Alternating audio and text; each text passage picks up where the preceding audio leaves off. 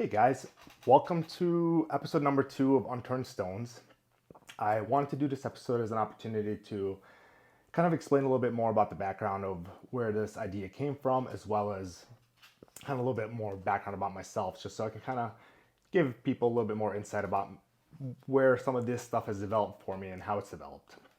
So, just kind of start out, when me and Kieran were driving back from our 6-month trip, uh, we were booking it all the way back from Big Bend, Texas. We decided to just do it 27 hours straight through so that we could get home. And in the last 6 hours of the drive, Kieran was asleep next to me. And at this point, I was pretty tired, but pretty focused, excited to get home because we'd been away from home for a while. We were excited to just be back in our house, in our own beds. And my mind was just kind of racing, thinking about stuff, thinking about purpose, all that kind of just random thoughts about how the trip and what I'm going to do when I get home, how I'm going to allocate my time, where I want to put my free time. I was thinking about training, and purpose is definitely something that kept popping up for me. And that's something I've been thinking about a lot lately, and what my purpose is. But outside of my purpose, I kind of also kept trying to think of what's something fun I want to do. And this idea of doing this podcast came up because I wanted to do something that I didn't care if it made me money. I didn't care if it got me some status. I just wanted to do it because it was something I enjoyed. And I realized one thing I really enjoyed was having deep conversations with people and learning how people thought, how their mental process was compared to mine. Because I'm always trying to figure out how to work with my own brain better by hearing how other people have worked with their brains. So from that, I was like, well, man, I already kind of have these conversations with people randomly here and there. So why not maybe ask people to interview them and record them and put them out there? And if other men can listen to them and relate and learn more about their own mental health and possibly dig further into their own mental health because of it, then all the better. So this kind of developed from this. I back in the day, me and a very good friend, Kirk Reamer, who's the owner of Winner's Edge Gym out in Pewaukee, we took a drive out to Minnesota because we had to pick something up, and it was a 5-hour drive out there and 5-hour drive back. So we spent 10 hours in the truck that day. And I'd never really get a chance to talk to Kirk too much prior to that, too deeply, because every time he's at the gym, he's training everybody. Everybody's coming up to him to ask him what their next sets are, or everybody's just trying to get his attention. This was really my first opportunity to sit down with Kirk and actually dig into talking to him a little bit more and getting to know him, because he was somebody I had a lot of respect for. I kind of put him on a pedestal because he had a very different way of looking at movement and helping coach and training, and giving me little secrets here and there of how to fix my body, make a little pain go away, little lifting tips and whatnot. And I always loved the way his mind thought. It was kind of, he was a very creative thinker in that sense. And during this drive, we talked about childhood, we talked about relationships, and by the end of it, it was very cathartic. We got into so many deep things. And afterwards, Kirk had told me, and even a couple years later, how that conversation helped him realize a lot of stuff. And for me, it was also very impactful thinking about, because I there was a realization and a link I made from that conversation that day, which was the guys I got along with the most all kind of had a similar childhood. We all kind of came from these more rigid fathers, I want to say, dads who maybe didn't give us as much affection, or maybe they were a little bit more on the abusive side, or they were going through their own thing and they were not actively maybe participating in your life as much as just being a figure that's in your life. And I noticed that a lot of guys like that end up, like myself, seeking more male validation, and those are the guys I ended up getting along with the most. We all had this father wound that we get along on without even having to talk about it. It's just subconsciously there through our behaviors. But I kept noticing this. I kept realizing, seeing how this was a pattern in life, and all the so many of the male friends I've had, so many of the guys that I always got along with. I'd realize I get along with military guys really well. You put me in a room with a bunch of military guys, and I feel like I just relax, and I would just shoot the shit. And it's some of the most fun times I've had is probably sitting around talking with a bunch of guys who are military guys, because I think a lot of military guys either come from a military family with a more rigid, structured dad who's maybe didn't give that affection, didn't give that love all the time. So then they end up seeking that male validation as well. But So because of that, I started kind of seeing these patterns, and it had me even realizing that more than just seeking male validation, I also was seeking.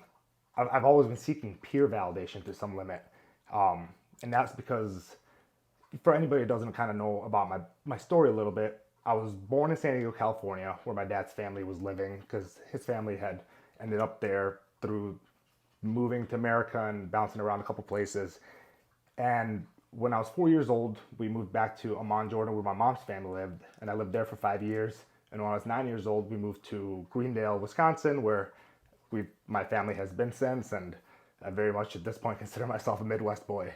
Um, but to my entire life, I've always been a bit of an outcast because when I don't remember much before 4 years old being in San Diego, but when we went to Jordan, I was the American kid. I was the kid that lived in America, and I was the kid that spoke some English, whatever.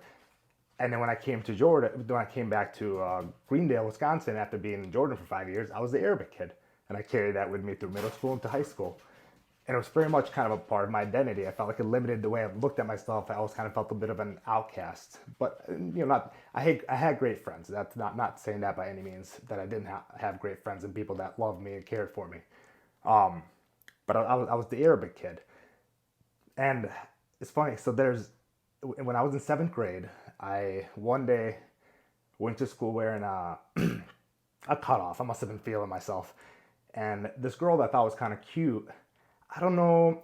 I think for some reason, I was on AOL that later that day, and she aim chatted me and told me that she like thought I looked cute or something, and we talked a little bit. And I think I asked something along the lines of like would you date me? And she gave me an answer that was basically, if I had hung out with her group of friends, it would be easier for like she would date me, but I understood it was she couldn't. I was not in her group of friends socially in middle school. That's a whole weird thing. Point is, she was like, if you hung out, like in my mind, that meant to hang out with the more popular kids, I needed to play sports. So to play sports, I needed to work out. I needed to get fit. I needed to get stronger.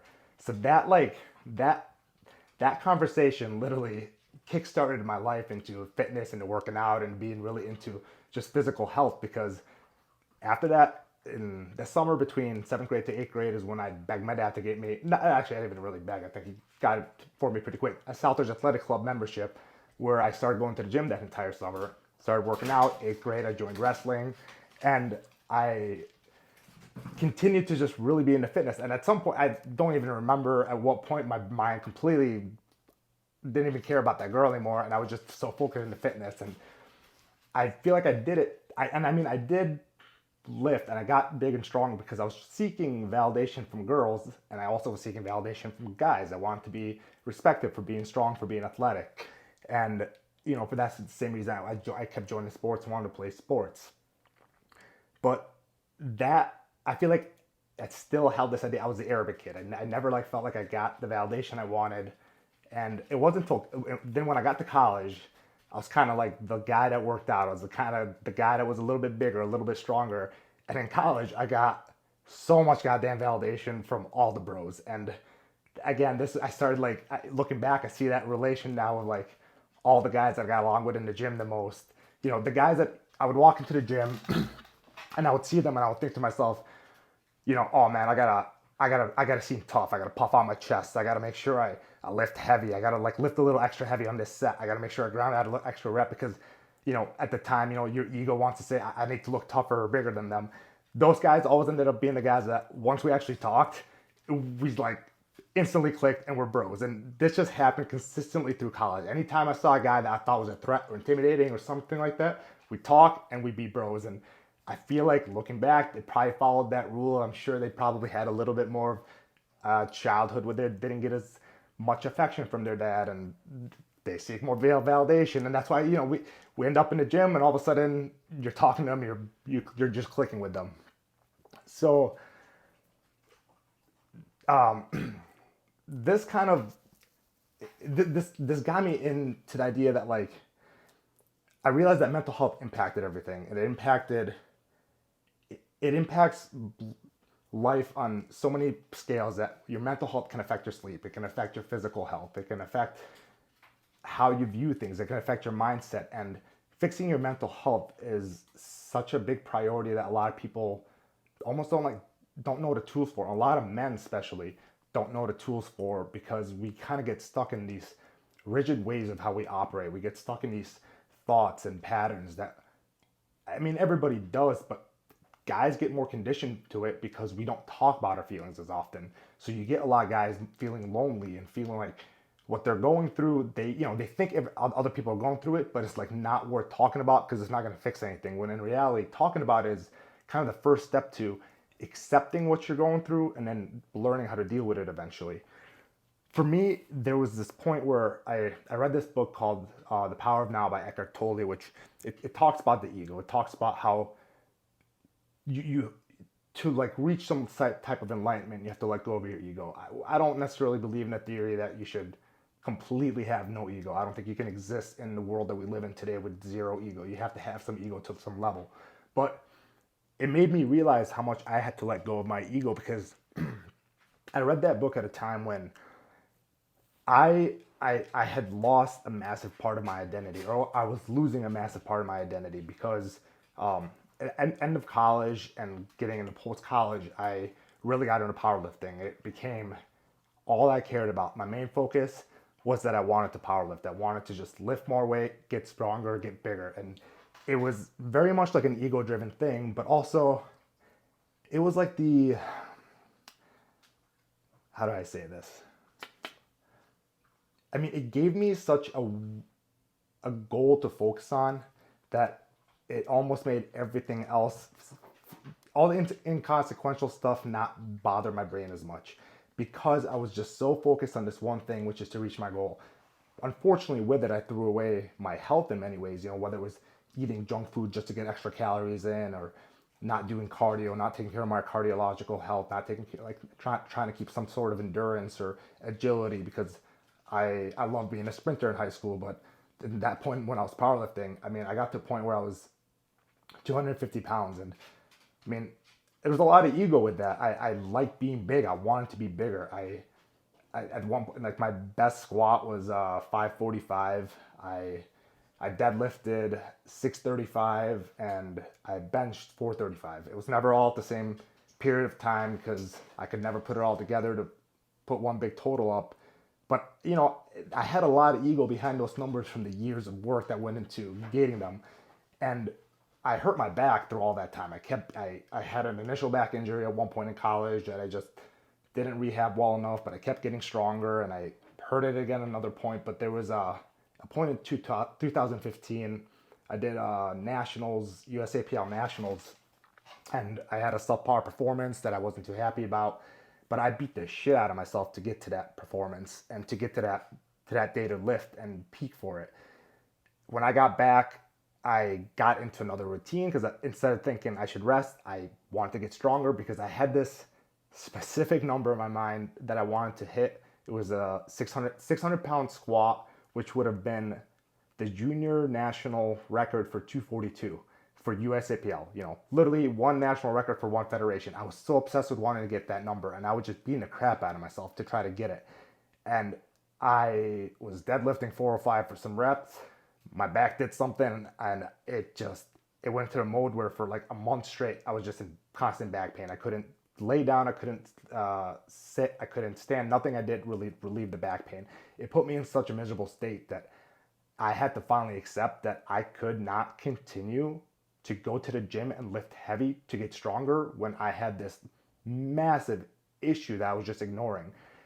So I had to really let go of being a powerlifter, and it took me a long time. Hell, to let go of the competitive drive that I had for powerlifting. I joined jiu-jitsu because I was a wrestler in high school and thought, well, I can maybe get some kind of relief competition doing that. But in jiu-jitsu, I ended up, sparring a little too hard here and there, and just like one time twisting too hard, straining my rib, doing it another time, straining my rib on my other side.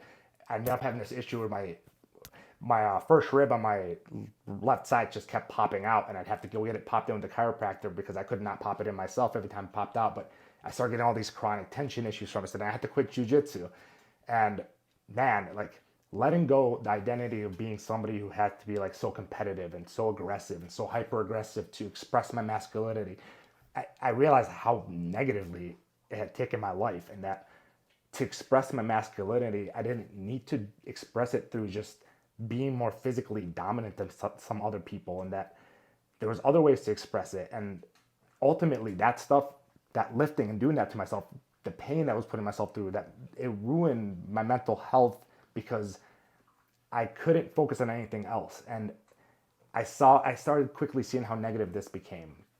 So losing that sense of identity, what it did for me the most is I realized all of a sudden I didn't have this goal anymore that I was chasing. And without a goal there, I started realizing that I wasn't relying on just like the little steps to get to that goal as my happiness, and that I almost wasn't happy and content with myself on a day-to-day basis, and that I had to figure out a way to be happy and content with myself on a day-to-day basis. So that journey really dove me into started like dig into mental health, learning more about discipline, learning more about willpower, and learning more about emotions and how our emotions can, there's actions, there's emotions, and there's thoughts. And you have to be able to separate them. One of the biggest things that really, from that point, I started digging into was meditation, because the first thing I needed to be able to do was, I felt like, control my mind, because I felt like at that point in my life, I just didn't have control of my mind. I didn't have control of myself as much as I wanted to.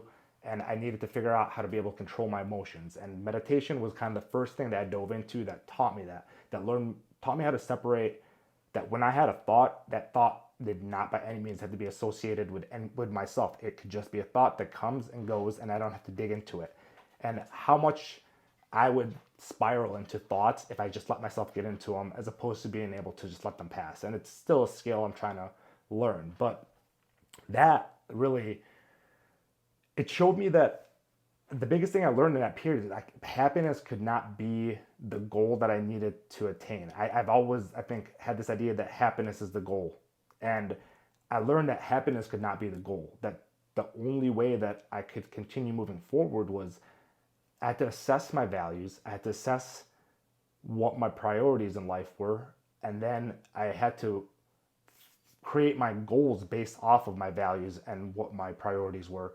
And I realized that wanting to be happy could not be a value that I created a goal based off of. Happiness would just be a byproduct.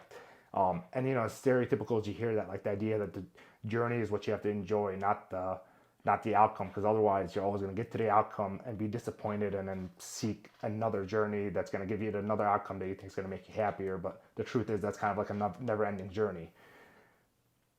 So this kind of, it's funny because as all this time was happening and I was like rolling into understanding this stuff, I met, I'd met Kearney much prior to when me and her started dating, and I'd known her for a while. But there's this idea that you always hear from people that you need to like grow and learn about yourself and become like a fulfilled person before you can meet the right person and be happy in a relationship.